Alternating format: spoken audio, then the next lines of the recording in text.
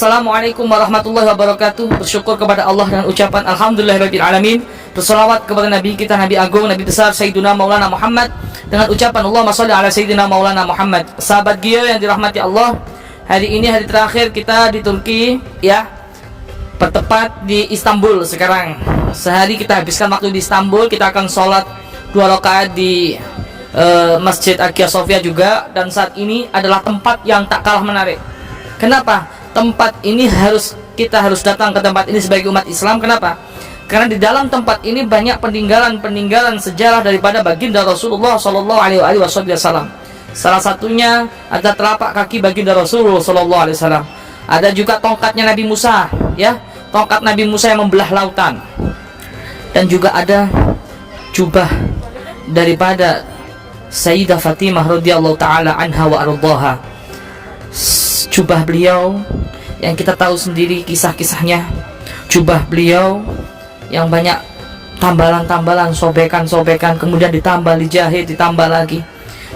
Dan sekarang jubah beliau ada di sini, sahabat. Cuman informasinya kita nggak boleh video, nggak boleh foto, cuma bisa melihat saja. Setidaknya bisa nyambung, ya, bisa sambung rohaniah, bisa sambung batin. Setidaknya kita menambahkan rasa mahabbah kita kepada anak cucu baginda Rasulullah SAW, menambah mahabbah kita kepada para sahabat-sahabat baginda Rasulullah SAW. Karena banyak peninggalan-peninggalan daripada bedang-bedang sahabat dan juga jubah Sayyidina Husain. Banyaklah. Ada salah satu batu kecil juga di sini yang nilainya tidak bisa ditukar dengan seluruh Istanbul dan sekitarnya. Begitu besar nilainya. Ini adalah pilar daripada bendera baginda Rasulullah Sallallahu Alaihi Wasallam. Yaitu ada bendera hijau melambangkan agama yang dibawa oleh baginda Rasulullah SAW, agama Islam, dan merah melambangkan negara. Di situ sahabat ada di tempat ini. Dan masih banyak tempat ini yang perlu kita kunjungi di sini ya, di tempat ini, di Istanbul ini. Di belakang saya ini kita akan masuk, kita akan keliling di situ. Banyak sekali peninggalan-peninggalan daripada zaman baginda Rasulullah Sallallahu Alaihi Wasallam. Samping jubah-jubah sahabat-sahabat, ada juga jubahnya Sayyidah Fatimah, ada jubahnya Sayyidina Husain, juga ada pedang-pedangnya para sahabat-sahabat Nabi. Sultan, ini di Sultan Utsmaniyah, di zamannya Sultan Utsmaniyah juga ada di situ tempatnya Sultan Utsmaniyah juga di sini ya. Ternyata khalifah itu banyak, bukan yang kita tahu kan hanya 4. Nah, khalifah itu adalah banyak sekali. Baik sahabat, tanpa banyak kata, sudah nggak kuat menahan rindu, pengen tahu apa yang ada di dalam. Tentunya yang membuat saya greget juga, pengen tahu jubahnya Sayyidah Fatimah radhiyallahu taala anha wa ardhaha. Ayo sahabat, kita ikuti.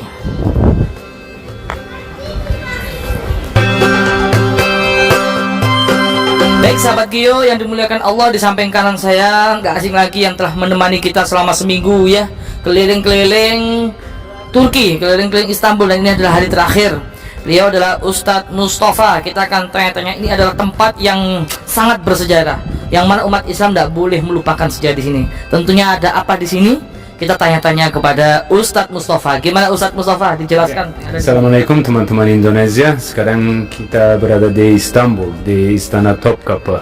Istana Topkapı jadi pusat pemerintah masa Kesultanan Utsmaniyah, dan ada banyak bangunan di dalam ini. Dan sejarahnya dari masa Sultan Al-Fatih sampai masa Sultan terakhir. Dan jadi pusat ini pemerintah, ada banyak halaman. Sekarang kita halaman ketiga. Nama halaman ini Enderun. Masa Utsmaniyah halaman ini jadi kuliah ini Istana Topkapı.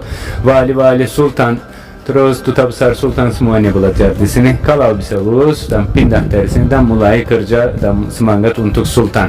Misal vali butuh ini vali di mana, Sultan butuh vali di mana, di Maroko, mereka pindah ke sana dan mulai kerja di sana.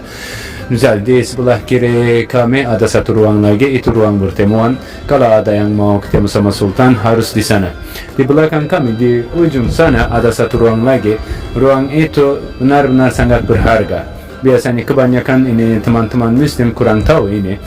Kalau ada yang mau lihat peninggalan dari zaman Nabi-Nabi, misal tongkat Nabi Musa benar-benar asli ya, tidak replikannya.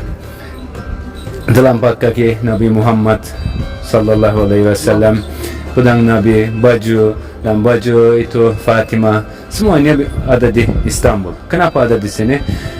Kebanyakan teman muslim mikir ini di dalam sejarah agama Islam ada 4 khalifah saja, tapi bukan, ada banyak, ada ratusan khalifah. Dan daripada tahun 1400-an sampai ini masa Perang Dunia Pertama, Sultan Utsmaniyah jadi kepala agama Islam dan jadi khalifah. Karena itu kebanyakan peninggalan dari zaman Nabi masih dijaga di Istanbul. Kalau ada yang mau lihat, silakan langsung ke Istanbul, ke Istana Topkapı. Ini terkenalnya namanya apa, Ustaz? Di sini terkenalnya apa? Misalnya Istana Topkapı, dan satu di halaman kedua ini di depan kami ada satu bekas, itu bekas pilar bendera agama Islam.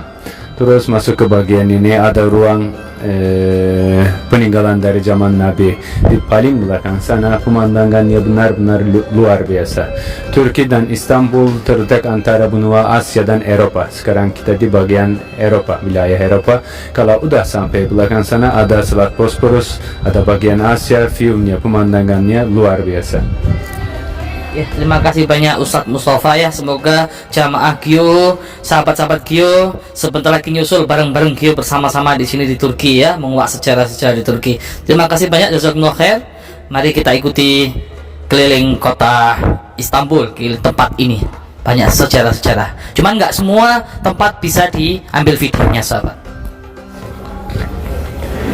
Sahabat Gio yang dirahmati Allah, di belakang saya ini adalah peninggalan sejarah, peninggalan sejarah, pedang-pedang Nabi, pedang-pedang para sahabat, jubah-jubah para Nabi, dan yang membuat hati kita tersentuh barusan kita melihat, yaitu adalah pakaian daripada Sayyidah Fatimah radhiyallahu taala anha, yang mana jubah beliau Sayyidah Fatimah radhiyallahu taala anha, beliau tubuh apa yang membalut tubuh beliau, pakaian beliau penuh dengan jahitan, penuh dengan tambalan. Subhanallah, walhamdulillah, wa la ilaha illallah, Allahu akbar. Yang perlu kita ambil kesederhanaan daripada Sayyidah Fatimah, Bunda Fatimah radhiyallahu taala anha. Cuman sayang sekali sahabat, kita nggak bisa masuk untuk video. Cuma boleh masuk tapi nggak boleh memvideokan ya. Dilarang foto dan dilarang video. Tapi cukuplah di sini menjadi obat bagi kita rindu dengan baginda Rasulullah SAW dan juga para keluarga beliau, para sahabat-sahabat beliau. Setidaknya bisa menambahkan kecintaan dan mahabbah kami, maka mahabbah kita kepada Nabi dan juga keluarga beliau, juga anak cucu beliau, para sahabat beliau. Subhanallah, alhamdulillah, wa la ilaha illallah akbar. Perjuangan yang luar biasa. Setelah kami masuk di situ, ini perjuangan yang luar biasa ya, berjuang untuk baginda Rasulullah Shallallahu Alaihi Wasallam. Perjuangan kita saat tidak ada artinya dibandingkan dengan para sahabat-sahabat Nabi, dibandingkan dengan keluarga-keluarga Nabi. Semoga kita semua mendapatkan syafaat dari baginda Rasulullah Shallallahu Alaihi Wasallam. Alhamdulillah, puji syukur kehadiran Allah Subhanahu Wa Taala. Hari ini Allah mengirim Umi, Gus dan Mbak Hikmah beserta rombongan sampai di Turki. Tujuan kami bukan untuk hanya jalan-jalan. Selain kita ziarah ke para makam wali, alhamdulillah tujuan utama yaitu di sini kita ingin melihat sejarah, terutama perjuangan Bunda Siti Fatimah ya, dan juga pejuang-pejuang. Di sini ada bajunya beliau. Betapa ini adalah pelajaran yang sangat berharga. Kenapa Umi begitu tersentuh kalau menyangkut sebuah perjuangan ya?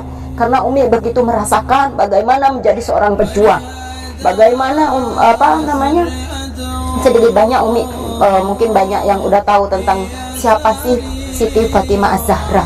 Beliau adalah putri Rasulullah yang sangat dicintai. Bahkan detik-detik wafatnya beliau itu adalah yang begitu nyambung adalah putri beliau ya.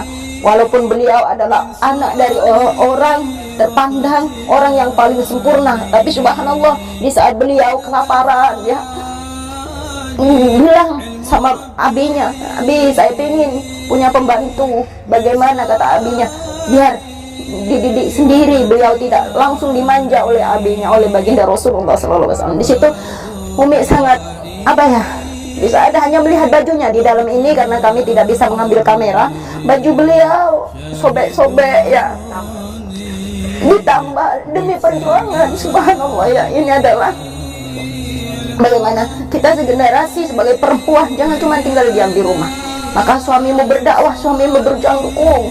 Umi itu paling tersentuh apabila mengutip sejarah Ibunda Khadijah, Ibunda Fatimah ya, sebagai ibu kita semua, ibu kita, para pejuang-pejuang, khususnya para wanita-wanita. Ibu Umi udah nggak bisa masuk ke dalam ini aja, udah di hati ini udah gimana ya, betapa merasakan perjuangan beliau sangat luar biasa. Tadi di dalam Umi juga menyaksikan baju beliau sobek-sobek ya, subhanallah, sobek-sobek dijahit. Padahal andai kata Rasulullah mau membelikan, beliau mampu.